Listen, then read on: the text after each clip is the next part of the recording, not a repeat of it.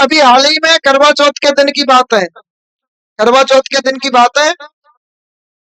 आप लोगों ने न्यूज पे पढ़ी हो, आप लोग पढ़े लिखे हो तो न्यूज पे देखा भी हो। एक दिल्ली की बात है, नागलोई की। सुना है आप लोगों ने केस को? दिल्ली का केस है, नागलोई का केस है। सोनी नाम की एक 20 साल की बच्ची थी महाराज, सोनी नाम की। और इंस्टाग्राम चलाती। इंस्टाग्राम के माध्यम से उसके एक लड़के से संपर्क बने। उस लड़के ने फेक आईडी बना रखी थी, संजू के नाम से। बल्कि कौन था वो? एक मुस्लिम था। वो हिंदू बना। हिंदू बनने के बाद उसने उस लड़की से बातचीत की। लड़की से बात तो हमारी 20 साल की बच्ची है, वो कम उम्र होती है तो समझ कम होती है। उसके बाद बच्ची के प्रति उसका आकर्षण बढ़ा। बच्ची का उसके प्रति आकर्षण बढ़ा। एक दूसरे से मिले, मिलते भी रहे। कभी उस बच्ची को ये पता नहीं चला कि ये मुस्लिम है। मिलते गए, बात होती गई, बातचीत होती गई, बढ़ती गई। बढ़ने के बाद उसने शारीरिक शोषण किया। शारीरिक शोषण करने के बाद बच्ची प्रेग्नेंट हुई। दादा ध्यान से सुनो, बातचीत ना करो। जब बच्ची प्रेग्नेंट हुई तो बच्ची के घर वालों को पता चला तो बच्ची को उसने डांटा। डांटने के बाद बच्ची ने उनको आश्वासन दिया कि भाई बात हो गई है कि हमसे शादी करने के लिए राजी है। जब वो शादी करने के लिए राजी है तो घर वाले भी फिर बच्ची के प्रति झुकाव में झुक गए। नहीं ठीक है। करवा चौथ के दिन की बात है, बच्ची ने व्रत रखा उसके लिए। तब तक उसको पता चल गया कि बच्ची वो प्रेग्नेंट है। इसको, जो संजू नाम से चल रहा था उसको, तो संजू को पता चला कि बच्ची प्रेग्नेंट है। तो उसने क्या किया, उसको मारने का प्लान बनाया। उसको पता था कि बच्ची ने व्रत रखा है तो व्रत खोलने तो आएगी मेरे पास। तो बच्ची ने घर वालों से बोला कि हम 5 मिनट में आ रहे हैं। और 5 मिनट बाद में गई। 5 मिनट के बाद बच्ची वो सोनी वापस लौट के आई नहीं। क्या हुआ उसके साथ? बच्ची पहुंची। बच्ची पहुंचने के बाद उसने अपने दोस्तों को बुलाया। दोस्तों को बुला के गाड़ी में बैठाया। गाड़ी में बैठा के उसका गला घोंट दिया। गला घोंटने के बाद उसको रहते के लगे जंगल में जाके उसको 4 फीट नीचे गड्ढे में जमीन में गाड़ दिया मारने के बाद। किसने? उसने, संजू ने। संजू कौन था? जिसका असली नाम सलीम था। क्या नाम था उसका? सलीम। हमारी बच्ची कौन थी? सीधी सादी। बच्ची को बहला फुसलाकर उसने प्रेम में फंसाया। फर्जीवाड़ा किया। फर्जीवाड़ा करने के बाद उसको पता चला कि बच्ची प्रेग्नेंट है तो उसने मार भी दिया। कहीं ना कहीं ये लव जिहाद का चक्कर हम ही लोगों से पैदा हो रहा है। पैदा करने वाला कौन है? हम लोग, जो हम अपनी बच्चियों पर ध्यान दे ही नहीं रहे हैं। और सबसे ज्यादा पता है ये सब करने वाला कौन है? बॉलीवुड। कैसे है, मैं समझाऊं संक्षेप में? समय हो तो समझाऊं कि कल के लिए रखूं? समझा दूं? बॉलीवुड कैसे कर रहा है, मैं बताता हूँ बॉलीवुड कैसे कर रहा है।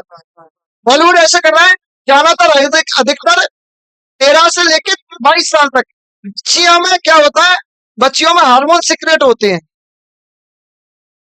अलग तरह की अनुभूति पैदा होती है। तो वह आकर्षण होता है उनके अंदर। तो फिर बॉलीवुड क्या करता है? बॉलीवुड ऐसे ऐसे सीन दिखाता है। कैसे सीन दिखाता है? मैं कहानी बता रहा हूँ आपको। एक फिल्म भी बनी है।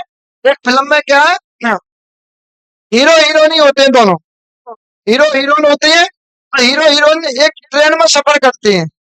ट्रेन में सफर करते हैं तो हीरोइन ये क्या है, मुस्लिम लड़के से प्रेम करती थी। ठाकुरों की बच्ची थी। ठाकुरों की मान लो, किसी अन्य जाति मान लो, ब्राह्मणों की मान लो, किसी की भी मान लो। तो वो बच्ची, उसमें किसका रोल था? उसका ठाकुरों का। जब वो बच्ची का ठाकुरों का रोल था तो वो बच्ची अपने घर वालों से छिपके भाग रही थी ट्रेन में। तो ट्रेन में ही ये पकड़ाया था उसको। तो कुछ आमने सामने बैठे हैं। आमने सामने बातचीत हो रही है। आमने सामने बातचीत होने के बाद हीरोइन उससे पूछती, किससे? हीरो से। क्यों, तुम्हारी जीव तुमने किसी से प्रेम नहीं किया? उन्होंने कहा हमारे साथ तो ऐसा होने वाला है, हमने जिससे प्रेम किया था ना, आज उसी के साथ हमारी शादी हो रही है। कैसे? बचपन से मैंने जिसके साथ रहा, बचपन से मैंने जिसके साथ खेला, बचपन से मैंने जिसके साथ पढ़ा, और बचपन से वो हमारे समाज की थी और हम अपने समाज की लड़की से शादी कर रहे हैं। अब हीरोइनी कहती है, क्या ये कोई लव स्टोरी है तुम्हारी? ये कोई सीन है तुम्हारा? लव स्टोरी तो हमारी है। कैसे? हम मुस्लिम लड़के से प्रेम करते हैं, आज उसी के चक्कर में अपने घर वालों को छोड़ के भाग के जा रहे हैं। तो ये सीन कौन दिखा रहा है? बॉलीवुड। ये कौन दिखा रहा है? बॉलीवुड। इससे हमारे बच्चों पर गलत मैसेज जा रहा है। बच्चे क्या कहेंगे? हाँ, अपने समाज में शादी करके क्या करना है, दूसरे समाज में करना है। तो यहाँ हमारे बच्चों पे गलत मैसेज जा रहा है। किसकी वजह से जा रहा है? बॉलीवुड की वजह से। बॉलीवुड ने आज तक ये नहीं दिखाया, क्या नहीं दिखाया बॉलीवुड ने? क्या नहीं दिखाया? बॉलीवुड ने आज तक हमारे महान वीरों पर, जिनने बलिदान दिया, जिनने अपने सिर काटे, गर्दन काटी, उनकी तो कभी फिल्म ना बनाई उनने। फिल्म बनानी है ना, तो फिल्म बनानी है तो वीर रावत चूड़ा जी पे बनाओ, चूड़ावत जी पे बनाओ, जो कि मेवाड़ के राजा थे। उनकी भी प्रेम कहानी थी। फिल्म बनानी है तो उस पे बनाओ। कौन पे? रावत चूड़ावत जी पे। कैसी उनकी कहानी थी? रावत चूड़ावत जी थे, मेवाड़ के राजा थे। उनकी नई नई शादी हुई थी। नई शादी होने के बाद इतना औरंगजेब ने उन पे हमला कर दिया। वो अपनी पत्नी से बोल रहा है, रानी शाह से, रानी शाह से बोल रहा है, हमारी अगर नई शादी हुई, हम तुम्हें छोड़ के युद्ध लड़ने नहीं जा रहे, भले हमारा राजपाट चलो यार। समझना पूरी बात को। मैंने वहां मांगा विवाह भाव, हम तुम्हें छोड़ के कैसे जाए? तो रानी ने पता क्या कहा था उस समय? रानी की बात थी, रानी ने कही कि तुम युद्ध लड़ने जाओ, अगर तुम मर भी जाओगे ना, तो उस समय हम विधवा बन के जी लेंगे। और विधवा का जीवन हमारे लिए बहुत महत्वपूर्ण है। तो राजा गए, रानी की बात मानी, रानी की बात मानी, राजा युद्ध मैदान में पहुंचे।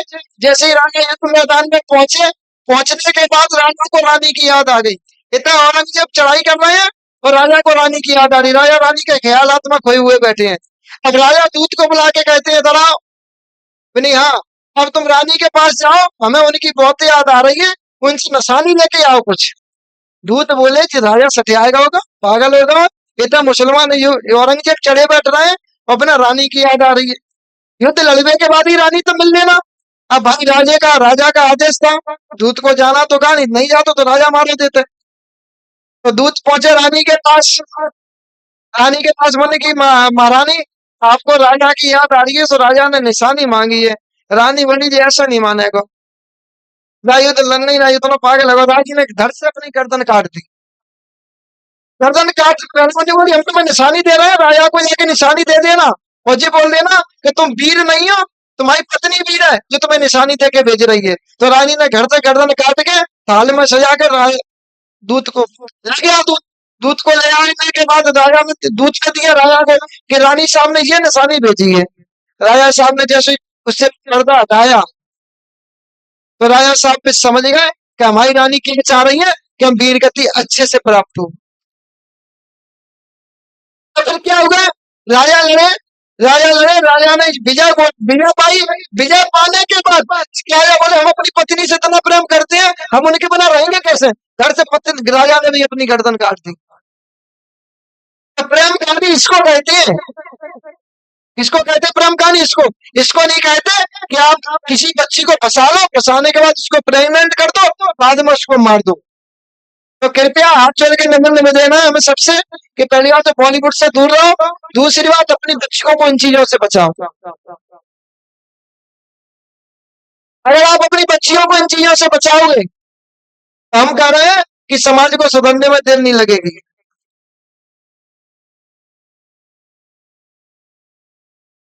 कहानी इस तरह की होनी चाहिए। बॉलीवुड में ये वाला सीन तो कभी नहीं दिखाया कि हमारे महाराणा प्रताप के पंचज थे, राणा रावत जी थे, जो चूड़ावत थे, मेवाड़ के राजा थे, उनने अपनी पत्नी के प्रति इतना प्रेम दिखाया। उनने अपनी पत्नी को ऐसे गर्दन काट ली, पत्नी ने अपने पति को ऊपर गर्दन काट ली। ये सीन तो बॉलीवुड ने कभी नहीं दिखाया। तो इन चीजों पर रोक तब लगेगी जब हम अपने अंदर सुधार करेंगे, अपने घर में सुधार करेंगे।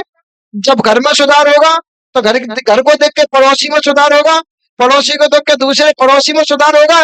इस तरीके से पूरे मोहल्ले में सुधार होगा, और जिस तरीके से पूरे मोहल्ले में सुधार हो गया तो पूरे गांव में सुधार होगा, और जब पूरे गांव में सुधार होगा तो एक दिन ऐसा भी आएगा कि हमारे पूरे भारतवर्ष में सुधार होगा।